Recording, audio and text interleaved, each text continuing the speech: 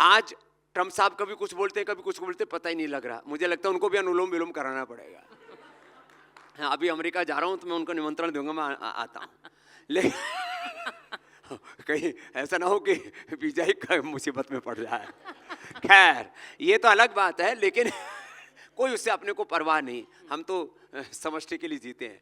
लेकिन एक बात आपको ये बताना चाहता हूँ, भारत के लोग यदि स्वदेशी की राह पर चल पड़े, जिसका भी जिक्र कर रहे थे हमारे भाई साहब कृष्ण गोपाल जी, कि ये उपभोक्तावाद, साम्राज्यवाद और पूंजीवाद जिस तरह से लोगों को पराधीनता की बेड़ियों में जकड़ रहा है, भारत के लोग संकल्प कर लें कि हमें 1 महीने तक एप्पल का नया फोन नहीं खरीदना, मैं पुराने वाले से काम चला लो, कोई दिक्कत है क्या?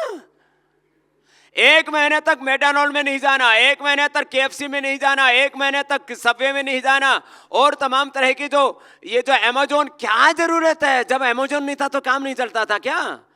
भगवान राम जी ने, भगवान कृष्ण जी ने कौन सा अमेजोन से ऑर्डर किया था किसी संजीवनी लाने के लिए? ये हम लोगों में थोड़ा सा संयम दिखाएं तो अमेरिका सहित पूरी दुनिया भारत के सामने साष्टांग दंडवत प्रणाम करेगी। वो सामर्थ्य है भारत का। तो थोड़ा सा हम संयम बरतें। और क्या जरूरत है? अरे आज हम आपके सामने खड़े हैं, ठीक है, भगवान ने लगभग 1 लाख करोड़ रुपए की कंपनी खड़ी करवा दी, आगे 5 लाख करोड़ की कंपनी खड़ी करने का सपना है, लेकिन पैर में वही खड़ा हुआ है, अपने लिए कुछ नहीं चाहना, भारत माता के लिए अपना सर्वस्व आहूत करने का संकल्प रखना। अब स्वामी जी ने जो कहा है उसको मैं फिर से दोहरा रही हूँ, 1 लाख करोड़ की कंपनी बन गई है पतंजलि।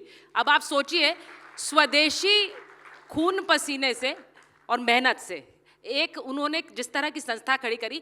अब जब आपने डोनाल्ड ट्रंप की बात करी है, आपने टैरिफ की बात की, आपने एक जगह ये भी कहा कि मैंने तो एक बार टेररिज्म बोल दिया था तो मतलब पूरा मामला ही हिल गया मेरे कभी। मैंने तो ठीक है ही तो बोला था, टैरिफ वार, टेररिज्म तो चल ही रहा है। बोले बाबा जी मामला बड़ा खतरनाक है, लेकिन आर भारत पर बोल सकते हैं। तो ये जो विदेशी टैरिफ है, इस पर स्वदेशी ब्रह्मोस स्वामी रामदेव चला रहे हैं। देखिए, विकल्प तो स्वदेशी क्या है? अपनी निजता का गौरव, स्व का गौरव स्वदेशी है।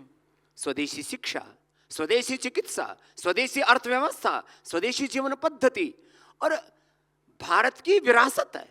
हमें गर्व है अपने पुरखों पर। भारत ने पूरी दुनिया को सबसे पहली शिक्षा व्यवस्था दी, महर्षि चरक धन्वंतरि ने पूरी दुनिया को सबसे पहले चिकित्सा व्यवस्था दी, हमारे पुरखों ने पूरी दुनिया को अर्थव्यवस्था दी, राज व्यवस्था दी, जीवन व्यवस्था दी। अभी भी पूरी दुनिया गफलत में है कि लिविंग इन रिलेशनशिप ठीक है कि पता नहीं और उल्टे पुल्टे कहीं कहीं है। छोरा छोरी के साथ, छोरा छोरा के साथ ब्याह रहा है, यो भी ब्याह हो सका, हमने तो बेरा ही नहीं था। छोरी छोरी ने ले आई कि मैं बहू ले आई, अरे बहू तो की मतलब यो कौन सा काम है? मतलब ये अभी भी पूरी दुनिया गफलत में है कि ब्याह कौन सा अच्छा है।